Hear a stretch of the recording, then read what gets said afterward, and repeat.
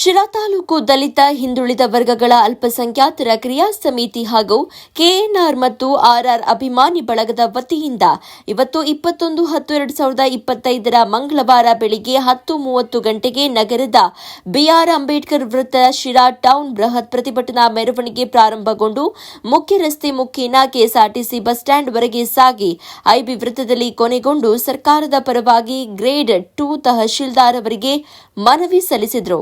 ಸಹಕಾರ ಸಚಿವರಾಗಿದ್ದ ಕೆಎನ್ ರಾಜಣ್ಣನವರನ್ನ ಸಚಿವ ಸ್ಥಾನದಿಂದ ವಜಾ ಮಾಡ್ತಾ ಇರುವುದನ್ನು ಖಂಡಿಸಿ ಪುನಃ ಸಚಿವ ಸಂಪುಟಕ್ಕೆ ಸೇರ್ಪಡೆ ಮಾಡಿಕೊಳ್ಳಬೇಕೆಂದು ಸರ್ಕಾರವನ್ನ ಮತ್ತು ಕಾಂಗ್ರೆಸ್ ಹೈಕಮಾಂಡ್ ಅನ್ನು ಒತ್ತಾಯಿಸಿ ಕರ್ನಾಟಕ ರಾಜ್ಯದಲ್ಲಿ ಶೋಷಿತರ, ದೀನದಲಿತರ, ಎಲ್ಲಾ ಹಿಂದುಳಿದ ವರ್ಗಗಳ, ಎಲ್ಲಾ ಜನಾಂಗಗಳ, ಬಡವರ, ರೈತರ ಪರವಾಗಿ ಧ್ವನಿ ಇಲ್ಲದವರಿಗೆ ಧ್ವನಿಯಾಗಿ ನಿರಂತರ ಸೇವೆ ಸಲ್ಲಿಸುತ್ತಾ ಇರುವ ಸಹಕಾರ ಸಚಿವರಾದ ಕೆಎನ್ ರಾಜಣ್ಣ ಅವರನ್ನ ಸಚಿವ ಸ್ಥಾನದಿಂದ ವಜಾ ಮಾಡಿರುವುದು ಶೋಷಿತರಿಗೆ, ದೀನದಲಿತರಿಗೆ, ಎಲ್ಲಾ ಹಿಂದುಳಿದ ವರ್ಗದ ಬಡವರಿಗೆ ಹಾಗೂ ರೈತರಿಗೆ ಮಾಡಿರುವ ಅನ್ಯಾಯವಾಗಿರುತ್ತೆ. ಆದ್ದರಿಂದ ಪುನಃ ಶ್ರೀ ಕೆಎನ್ ರಾಜಣ್ಣನವರನ್ನ ಸಚಿವ ಸಂಪುಟಕ್ಕೆ ಸೇರ್ಪಡೆ ಮಾಡಿಕೊಂಡು ಸಚಿವರನ್ನಾಗಿ ಮುಂದುವರಿಸುವಂತೆ ಒತ್ತಾಯಿಸಿ ಶಿರಾ ನಗರದಲ್ಲಿ ಸಹಸ್ರಾರು ಕೆಎನ್ಆರ್ ಅಭಿಮಾನಿ ಬಳಗ ಹಾಗೂ ಅನುಯಾಯಿಗಳು, ಸಮುದಾಯದ ಮುಖಂಡರು ಸೇರಿ ಬೃಹತ್ ಪ್ರತಿಭಟನೆ ನಡೆಸಿದ್ರು.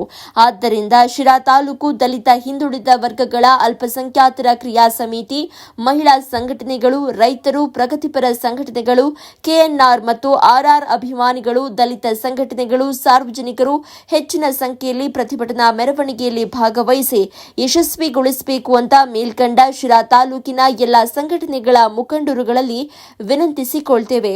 ಈ ಸಂದರ್ಭದಲ್ಲಿ ಶಿರಾ ತಾಲೂಕು ದಲಿತ ಹಿಂದುಳಿದ ವರ್ಗಗಳ ಅಲ್ಪಸಂಖ್ಯಾತರ ಕ್ರಿಯಾ ಸಮಿತಿ,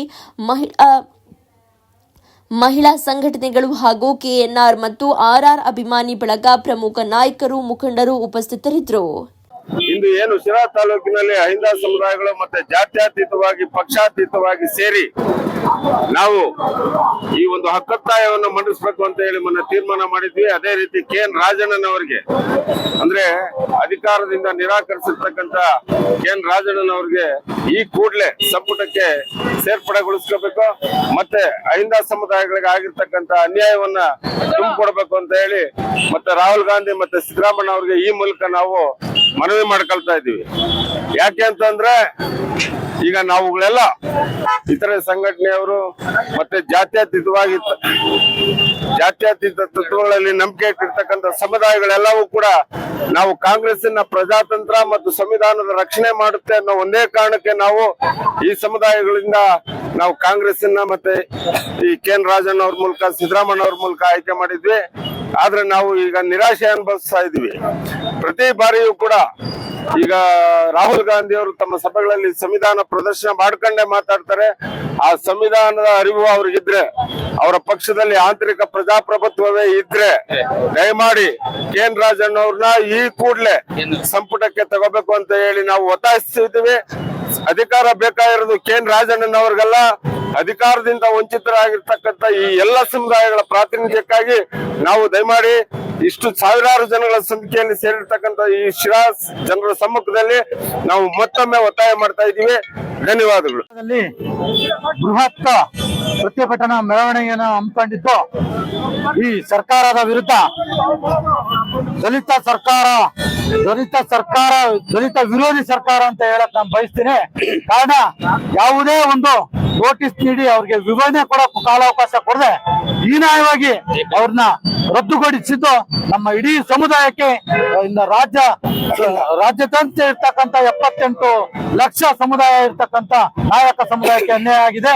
ಇದು ನಮ್ಮ ಸಮುದಾಯದಲ್ಲಿ ಆಗ್ತಕ್ಕಂಥ ಪದೇ ಆಗ್ತಕ್ಕಂಥ ನೋವುಗಳ ಸಹಿಸಿಕೊಂಡು ಸಾಕಾಗಿದೆ. ಮುಂದಿನ ದಿನಗಳಲ್ಲಿ ರಾಜಣ್ಣನವ್ರನ್ನ ಸಚಿವ ಸಂಪುಟಕ್ಕೆ ತೆಗೆದುಕೊಳ್ಳದೆ ಹೋದ್ರೆ ಇನ್ನು ರಾಜ್ಯಾದ್ಯಂತ ಉಗ್ರ ಹೋರಾಟ ನಡೀತಿದೆ.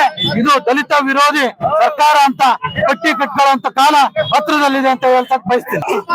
ಏನು ರಾಜ್ಯಾದ್ಯಂತ ನೀವು ನೋಡ್ತಾ ಇದ್ದೀರಾ, ಬರೇ ತುಮಕೂರು ಡಿಸ್ಟಿಕ್ ನಲ್ಲಿ ಮಾತ್ರ ಅವರ ಅಭಿಮಾನಿಗಳಿಲ್ಲ, ಇಡೀ ರಾಜ್ಯಾದ್ಯಂತ ಅವರ ಅಭಿಮಾನಿಗಳಿದ್ದಾರೆ. ಏನು ನಾವು ಇವತ್ತು ಅಂಬೇಡ್ಕರ್ ಪ್ರತಿಮೆಗೆ ಮಾಲಾರ್ಪಣೆ ಮಾಡಿದ್ವು, ಅಂಬೇಡ್ಕರ್ ಸಾಹೇಬ್ರು ಆ ಸಂವಿಧಾನದಲ್ಲಿ ಎಲ್ಲ ಅಹಿಂದ ದಲಿತ ವರ್ಗರಿಗೆ ಸಕಲ ಮನುಕುಲ ಕೋಟಿಗೆ ನ್ಯಾಯ ಕೊಟ್ಟಿದ್ರು. ಅವ್ರ ಮೇಲನೆ ಹೇಳ್ತಾ ಇದ್ದೀನಿ, ಅವರ ಪಾದ ಸಾಕ್ಷಿ ಮೇಲೆ ಹೇಳ್ತಾ ಇದ್ದೀನಿ ನಾನು.